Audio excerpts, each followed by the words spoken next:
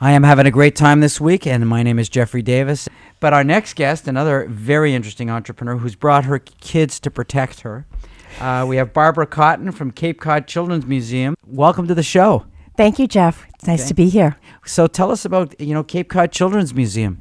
Well, the Cape Cod Children's Museum is celebrating 25 years this year. Though I'm not the founder still works with the organization, and I have the privilege of being the executive director, and I have been for the last 8 years. That's wonderful. That's wonderful. What new features are happening at the 25th anniversary? Oh my goodness. So the Cape Cod Children's Museum started back in 1990, and since then we've been providing educational programs and hands-on exhibits for children and families.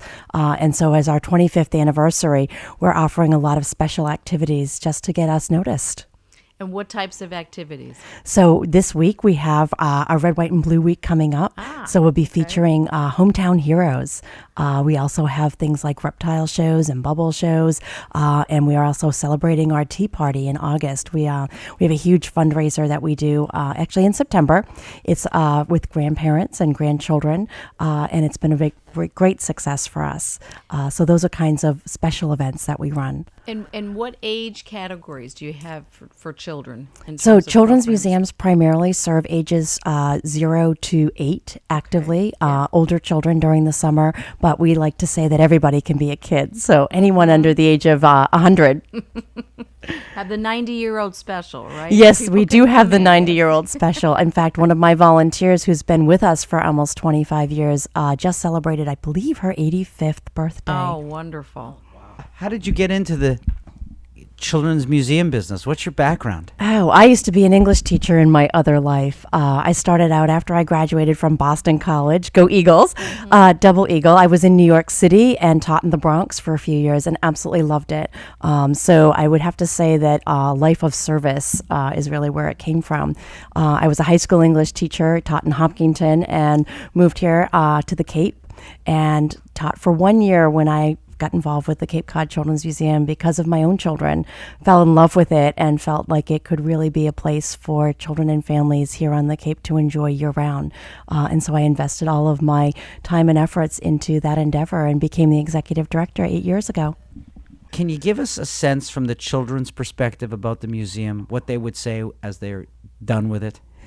Oh my goodness! Well, what do you mean when they're done with it? When they're As they've leaving, gone they're through all it. crying. So I've done my job. My job is to get them crying? in the door, and the parents' job to get them out. They don't want to leave. Oh, they're crying because they don't want to leave. I thought They don't you- want to you leave. said- So that's what I know that I've done my job. But what kind of experiences do they go through?